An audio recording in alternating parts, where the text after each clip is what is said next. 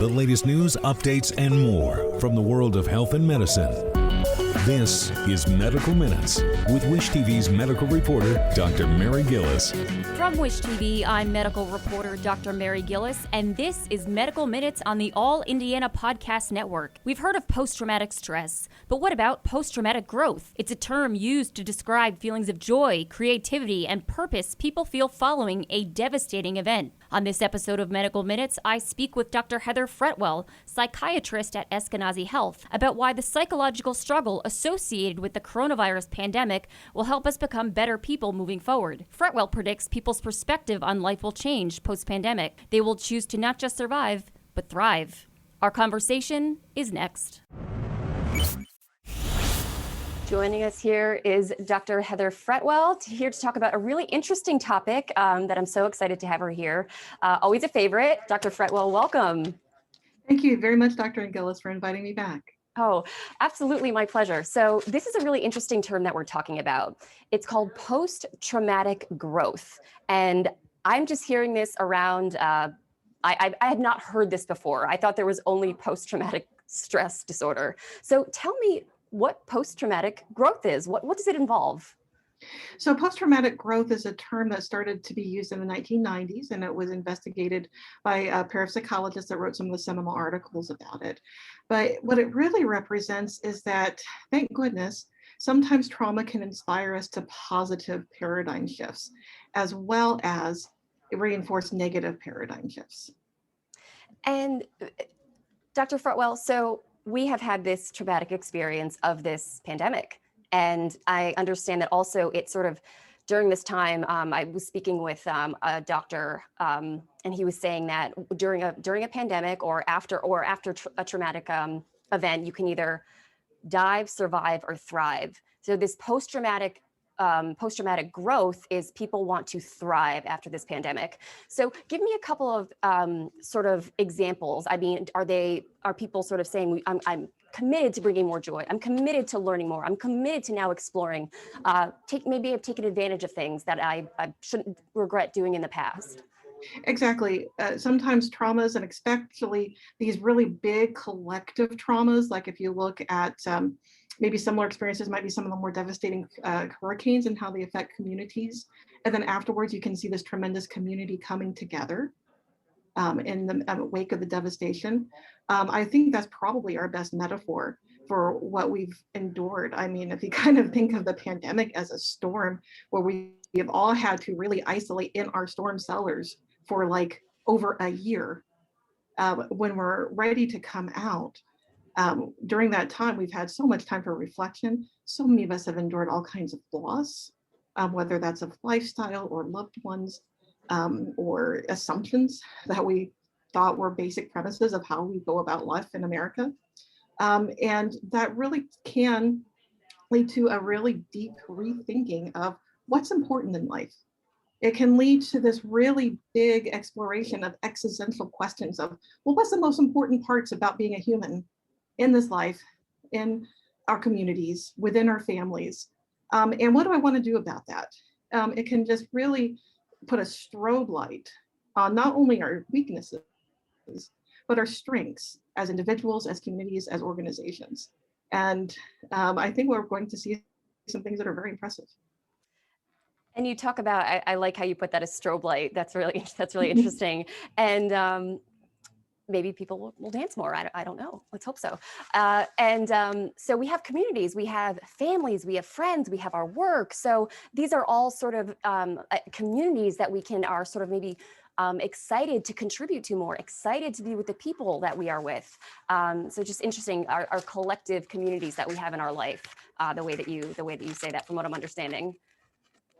Yes, I can give a personal example. Yesterday morning, for the first time in a year, I was in an in-person meeting with 2 other people at work, and we were just joyous. Oh my goodness, I can see you. I can see all your body language. It's not just a Zoom or WebEx or other kinds of less personal interaction. And that's a marked, even though perhaps minor, example of, I think, what we celebrate as we come together. I hear from folks that are coming together more as vaccinations are more common, and people are cautiously coming together more. Side note to always continue to abide by CDC guidelines. And for example, had an Easter holiday, especially with the glorious weather that was outdoors, seeing family members they may have not seen for a year and a half, especially for family members who have more fragile health. And just really appreciating that in a way and a perspective that would not have been the same pre-pandemic.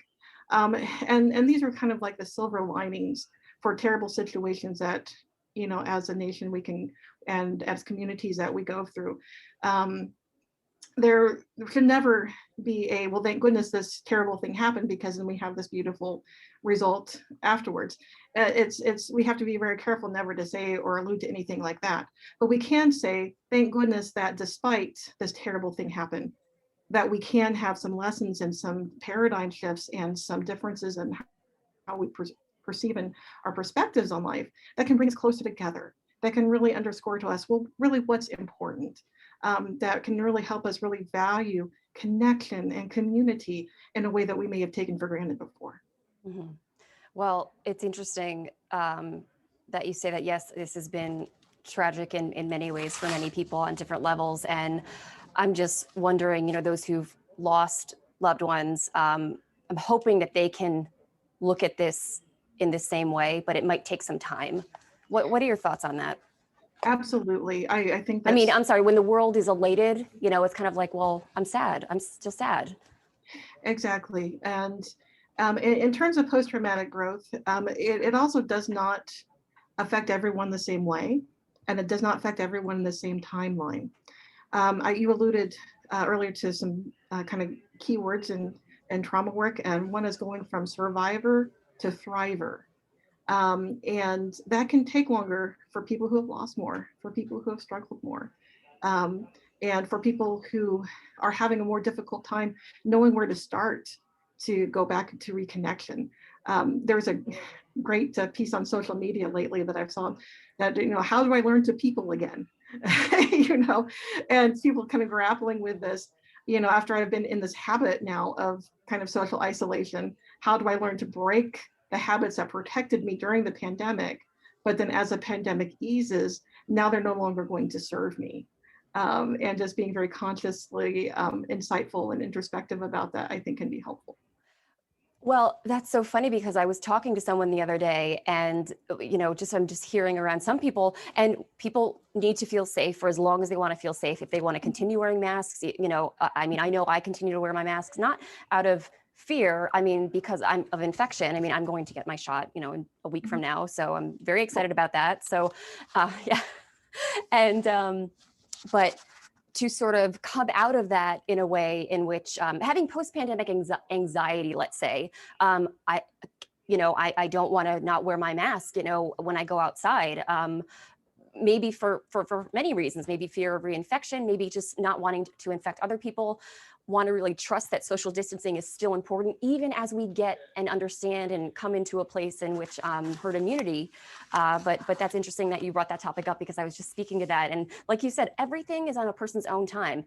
If you're wearing a mask for the, until whatever, fall and beyond, it's not going to hurt anybody, right? Anyway, I was also talking to a doctor, and he was an infectious disease expert yesterday, and we were talking about he was saying, we touched on this topic, but I didn't use the same phrase. I don't know. I just think I just asked curious about what he was looking forward to. And I know that you just spoke about being in the room with your two colleagues, and it was like, oh my God, that's huge though. That's a huge start. Let's not minimize that. And he was saying, I am vaccinated.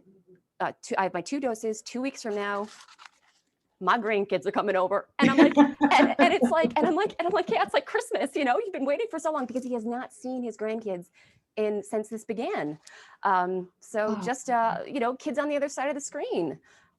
So that was it. So can I ask you, I don't know if you've thought about this yet, but what is the first thing that you're going to do when you feel comfortable to go out and revisit the world in a way circa maybe 2019? Okay, this is going to sound terribly cliche, but my husband and I we're not the most exciting people. But one of the things we've missed so terribly is a date that involves dinner and a movie. We have not done that in over a year. It's one of our favorite things. And so we're just now thinking about when can we do that. So my husband gets his second dose a week from Tuesday. So we're thinking maybe by early May, we can have date night. And, it's those prosaic things that you take for granted. And I cannot tell you how excited I am over Olive Garden and a movie. Okay, so I know what you're going to do because, we're girls. You're going to pick out your dress, you're going to pick out your makeup, you're going to do your hair. And I think it's something that we might have taken advantage of, like a date night. Oh, we can't do it this week, let's do it next week. But I don't know, not anymore. Let's go. That's exactly right. I'm so excited.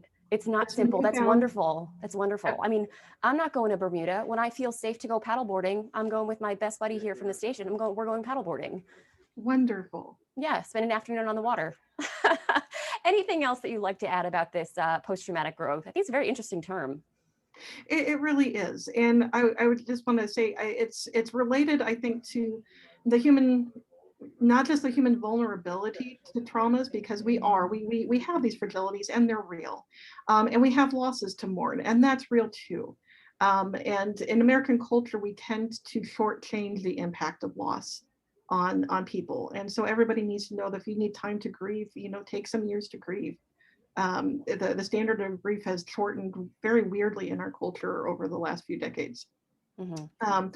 But that we also, as humans, have the capacity to renew ourselves. We have the capacity to find new purpose. We have the capacity to now deeply appreciate things in our life, people in our life, to deeply appreciate the opportunity for novel experiences.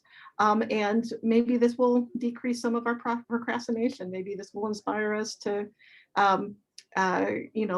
think differently about how we approach work-life balance. Maybe this will help us think a little differently about how we approach communication and how close-knit we want to have our family, friends, and sometimes with our friends network, I even call that intentional family, folks that we're deliberately very close to. And really just bringing us all together in celebratory ways. And as you mentioned, Dr. Gillis, I really hope that we do have a lot more dancing and singing. Well, I think so. Speaking of that, I mean, the Spanish flu of 1918 followed by the Roaring 20s. Let's see what happens, right? Here's to a very positive Roaring 20s. Mm-hmm. Well, last question. Do you know what movie you guys are going to go see? Well, we saw the preview for Cruella last night, and we've been kind of intrigued by how Disney has redone is looking at villains. So, for example, Maleficent is actually one of my favorite movies now. And it just looks really visually stunning and fun and intriguing, and taking a new look at a one-dimensional character. And so that might be our first movie. Okay. All right. Well, you guys have a wonderful time, and I'm excited for you. And as always, great to see you. Thank you so much. We always appreciate you when you come on. Thank you so much. A pleasure to be here. This has been Medical Minutes from Wish TV. I'm medical reporter Dr. Mary Gillis. Be sure to follow and subscribe to this podcast and check out new updates every week. You can also learn more at wishtv.com and when you follow Wish TV on Facebook. Learn more and get more with Wish TV. Online at wishtv.com and when you follow Wish TV on Facebook. Be sure to check out more great podcasts from the All Indiana Podcast Network now at allindianapodcastnetwork.com.